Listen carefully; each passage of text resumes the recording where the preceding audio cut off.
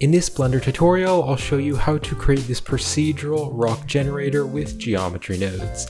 Now before we get into the tutorial, this is a product which I have just recently released, so if you'd like to purchase the product and help support the channel, then you can find the product links in the description. So right now I'm going to show you how to use the product for everyone who's purchased it, but then the rest of this video will be a tutorial showing you how to create it yourself. And then if you want to also create the procedural rock material that I'll be adding to the rock, then that's going to be a separate tutorial and the link will be in the description to that video when it's released. So when you first open up the file, you will get this rock here, and this rock object is created with geometry nodes. Now right over here on the side panel on the geometry nodes modifier properties, you can change all the settings of the rock. So you can first change the rock subsurface, so if you want to be very low poly, you can turn that down, or if you want a more high poly rock and make it more detailed, you can turn that up. And then there's also a detailed subsurf, and so this is just a more detailed level of subdivision surface. So if you want a very detailed rock, you can turn this way up, and you can see the rock will be quite detailed, but that is a little bit high, so for now I will just leave it at a smaller detail amount. Then we also have this random shape,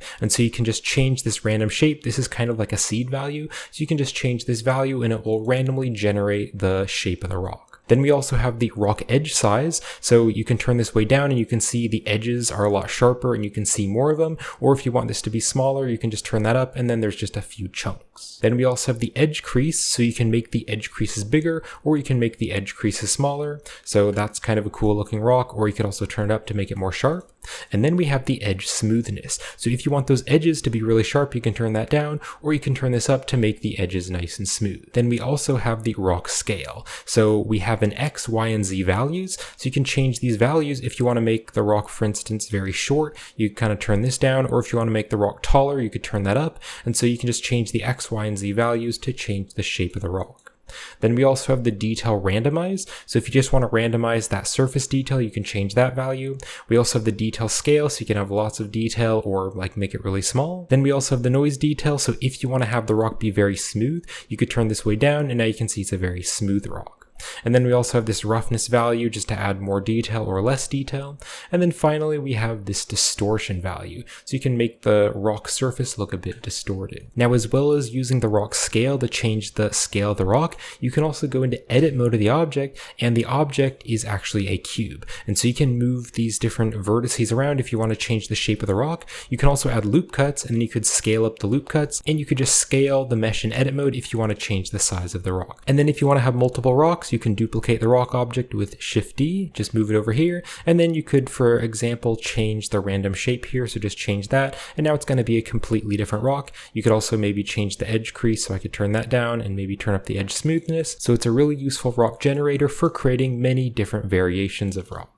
And then if you want to apply this to a mesh so it is no longer geometry nodes but actual geometry, you can set up the geometry nodes however you want, and then you can just click on the drop down and click on apply. Now if I go into edit mode, you can see that it is actual geometry, and then this geometry nodes modifier product also comes with a procedural rock material. So of course if you want to, you could add any rock material to this object, or you could add a rock texture, but the product will come with this procedural rock material, which comes with these different customizable values.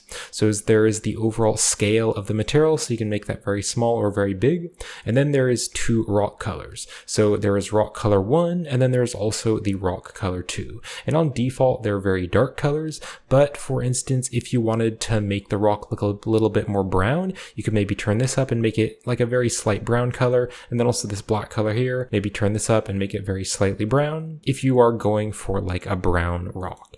And then we also have this edge lightness, and so you can see on the edges of the rock there are kind of these light areas, and so you can change the edge lightness color. So if I want to make it look more like a brown rock, maybe make it look like a desert rock, you could do that, and you can see those edges there are just a bit lighter.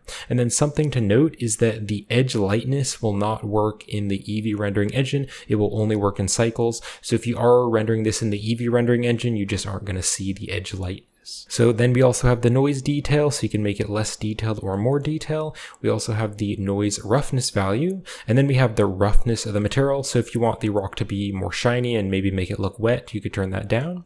Then we also have the noise bump scale. So this is the noise which is going into the bump.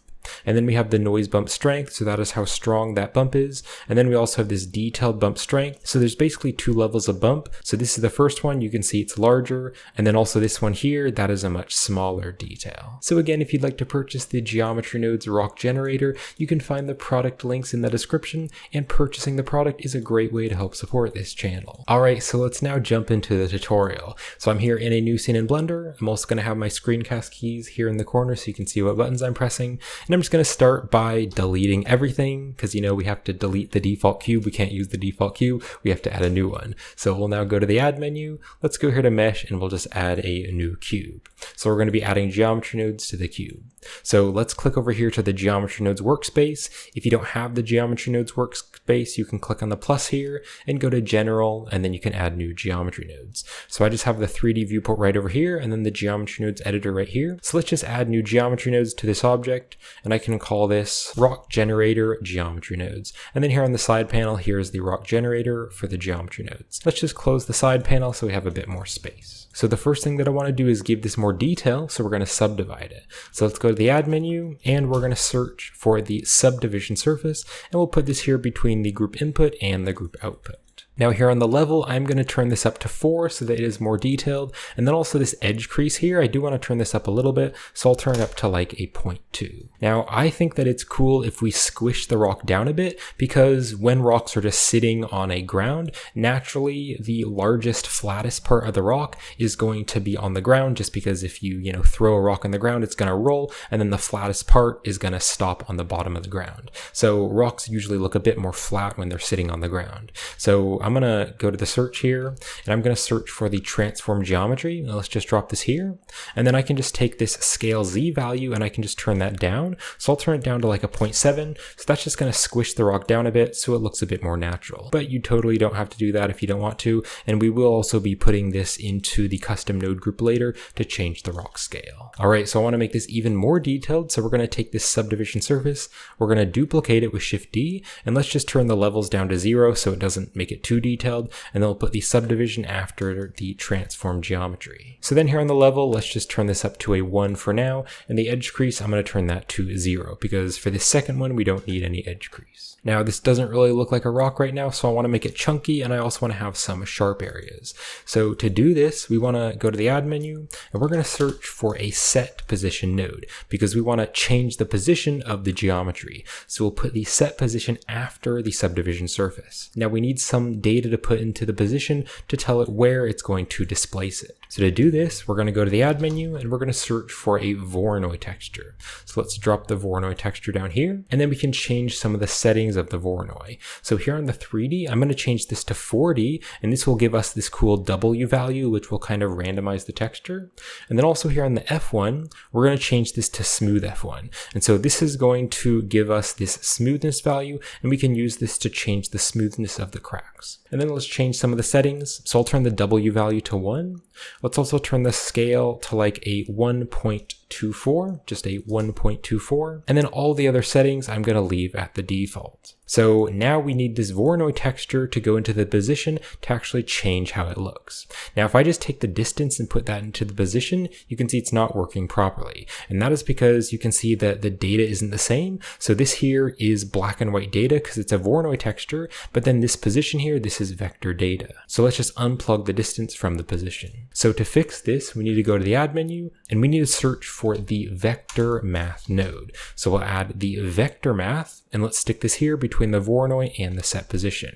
Now what we want to do is also add in a position node, which will give it position data. So we're going to go to the add menu, and we're going to search for a position node, and we're just going to add this little red position. And then what we want to do is put the position into the top one of the vector, and then we want the Voronoi texture distance to be going into the bottom one. Now here on the add type, we want to change this to multiply instead. And so it's going to multiply that, and it'll mix them together, so the Voronoi and the position. So now you can see that the end of this multiply is now a purple diamond, and so that's the same as this purple diamond, so we can mix those values up. So we'll put the multiply into the position. So now you can see it's actually displacing the mesh, and so we now have all the W values and the scale and the detail, and we can just change these to actually change how the texture looks. And you can see this smoothness value. If I turn the smoothness down, now it's going to be really sharp, or if I turn the smoothness up, it's going to be much more smooth. So let's just pull out the Voronoi so we can see it a bit better. And actually for now, I'm going to turn the smoothness down to 0 because I don't really want any smoothness right now. Now I want to change how much it's popping out, because you can see right here there's like a spot where it's going in a lot, and then there's a spot over here where it's coming out quite a bit. So to fix this, I need to change the black and white values of this Voronoi. So I'm going to box select these nodes and bring them over a bit, and then I'll go to the add menu and I'm going to search for a map range node. So let's drop the map range here in between the Voronoi and that multiply. So the map range is going to change the lighter and darker values, and so that'll actually control how much it's popping out.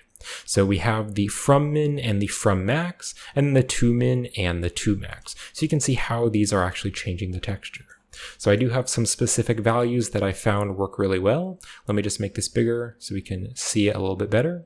So the from min, I'm going to turn this to a negative 0.24. So a negative 0.24. And then the from max, I'm going to turn to a 0.91, just a 0.91. Then the to min, I'm going to turn this to a 0.22, just a 0.22. And then the to max, I'm just going to leave this where it is. But you can also make this bigger if you want to make the whole rock bigger. All right, so now that looks a bit better. So by changing these values, this part right here isn't going back in quite as much. And then also the parts here which are popping out, they aren't popping out quite as much. So that makes it look a bit more like an actual rock. All right, so I want to box select all these nodes, and I want to keep my nodes nicely organized. So if I box select them, I can join them into a frame by pressing Ctrl J, and then I can kind of drag these nodes together, and the frame is just a nice way to keep the nodes organized. So now I can click on the frame and move all these nodes around. Now all of these nodes are creating the base shape of the rock. So if I select the frame, I can press F2 to add a label, and I can just rename this to base shape. And if you haven't saved your project already, definitely do that. So click on File, click on Save or Save As, and make sure to save your project. So the rock is looking pretty cool, but I want to add some extra detail because it actually isn't that detailed on the surface. So what we're going to do is use a very similar setup for this base shape. So let's just drag the group input over here, and then I actually want to use many of these same nodes. So the set position and the multiply and the position, we're going to use all of these nodes because we're going to use a very similar setup, but then we're going to add a noise texture instead of a Voronoi texture, and the noise texture will just add some detail all over the mesh. So we're going to select the position, the multiply, and the set position. We'll press Shift-D to duplicate, drop them up here, and then we can press Alt-P, and Alt-P is going to bring them out of the frame. So let's just drag them over here, and then we'll drag the input back, and we can just take the set position, and we can plug this set position geometry into the geometry, and then this set position can go into that geometry. So basically, we're just adding this into the wire setup, the node wire setup. So now we have the same setup. So the position and the multiply, this is going to convert that to the actual vector data, which we can use in the set position. But instead of using a Voronoi texture, I want to use a noise texture. So let's just go to the add menu and we'll just add a noise texture. We'll drop the noise texture down here, and then we can take the factor and we can put that into the second vector. So now you can see the noise is actually distorting it. But I do want to change some of the settings of the noise texture. So let's turn the 3D to the 4D instead, so that is better. And then also the W, we can leave that to 0 for now, but this is kind of a randomized value or a random seed value to change the noise. Also the scale here, I want to turn this to like a 0.14, and then the detail, I'll turn this up to the max of 15 because I want it to be very detailed. And then also this laconarity value, I will turn this up to a 2.5 because I want a bit more laconarity. All right, and already you can see that is adding quite a bit more detail to the rock. And then if we want to give it even more detail, we can just go back here to this subdivision surface, and we could, for example, turn the level up to 2. So now you can see it's even more detailed. All right, so then one more thing I want to do is shade this smooth, because you can see right now, you can actually see all of the faces, so it looks kind of chunky. So we'll just go to the add menu, and we're going to search for the set shade smooth, and we'll put this at the very end of the node setup. And there we go, we have a really cool procedural rock. Now for all of these nodes here, I'm going to box select these nodes, and I'll press Ctrl J to join them together into a frame. And with the frame selected, I'll press F2 to add a label, and I can call this extra detail. So now to make this rock generator much more useful, we're going to be adding custom values, and that way it'll be really easy to control the rock. So if we take this group input and if we plug values up to the group input, then over here on the side panel on the modifiers, we'll be able to control those values here on the Geometry Nodes modifier. And so we don't have to go into the Geometry Nodes editor. So the first value that I want to add is the subsurf. So let's take this level here and we'll put that into the extra socket, and you can see it shows up here. Now if I press the N key to open up the side panel, you can go to group and you can actually rename these. So I'm going to rename this to rock subsurf so that we can control the subsurf. So now we can control that value right here. Now the next value that I want to add is the detailed subsurf. And so that is going to be this one over here. So if we turn up this, it's going to be even more detailed. So I'm just going to turn it down to 1 for now so it has less detail. And we'll take the level and we'll plug this here into the extra socket. Let me just make this a bit smaller so we have more space, and maybe make this a bit smaller. And then here, if I double click on this to rename it, I'm going to rename it to detail subsurf. Now I also want to be able to change the random shape. So if we go here to the Voronoi texture, this W value is basically just a random seed to change that Voronoi. So let's put the W here into the extra socket. And then if I click on the W here, you can see that there's that little extra button right there, and that's the input attribute toggle. For our node setup, we don't need this. So I'm going to click on single value just to hide it so that the Geometry Node setup looks a bit more clean and neat. And then I can double click on this to rename it, and I'm going to rename it to random shape. Now we can also change the scale, so we can change that scale value here. So let's put the scale into the extra socket. And then again, if you click on the scale, we can hide that value by clicking on single value.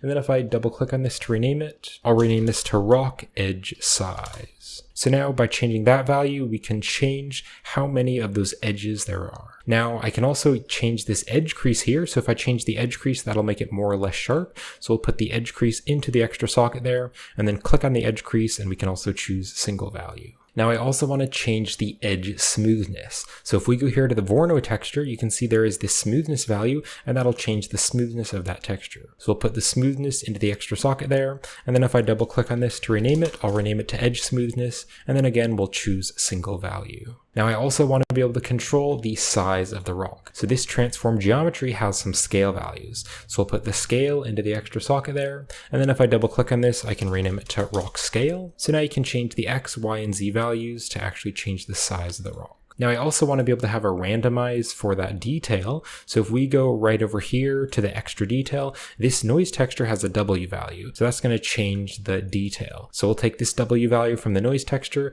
Let's drag it over here and stick it into the extra socket. And then if I double click on this to rename it, I'll rename it to detail randomize. And then we can do the same thing for the scale. So we'll go back here to the noise texture. Let's take the scale and we can drag that into the extra socket. And then we can just rename this to detail scale. Let's click on this group input, and I'm going to drag it right over here so that you can actually see it next to the noise texture, because we're going to be adding more of those values. So I also want to be able to control the noise detail. So we'll put the detail into the extra socket, and I can double click on this and rename it to noise detail. And then I also want to control the roughness and also the distortion. So I'll put those in there, and now we have roughness and distortion. And you could also change the lacunarity value if you want to, but I find that isn't really helpful. It just kind of makes the rock look kind of weird, so I'm not going to use that. And then this group input here, let's press Alt-P to bring it out of that frame, and I can drag it back over here just so the node setup looks a bit nicer. All right, let's press the N key to close the side panel, and I can make this a bit bigger. We can also make this a bit bigger here so we can just see the final rock. And then one more thing I forgot to do, you can see right down here on these last values, they have the input attribute toggle. So just to make the Geometry Nodes modifier look a bit nicer, I'm going to open up the side panel again, and then on all of these here, I'm going to choose single value. So the distortion, the roughness, and the noise detail, and also the detail scale, and then also the detail randomize. All right, I'll hit the N key to close that side panel, and we can review the actual rock generator. So we have the rock subsurface, so I can turn this up if I want to be more detailed, or I can turn that down. We also have the detail subsurface, so if I want that noise there to be even more detailed, I can change the detail subsurface. Then we also have the random shape, so this is cool for randomizing the rock. We also have the rock edge size, and then also the rock edge crease, and then the edge smoothness. So if you want a smooth rock or a sharp rock, you can change that. Then we have the X and the Y and the Z to change the shape of the rock. We also have the detail randomize, and then also the detail scale and the noise detail, so you could make this a smooth rock if you want to, and then the roughness value and the distortion.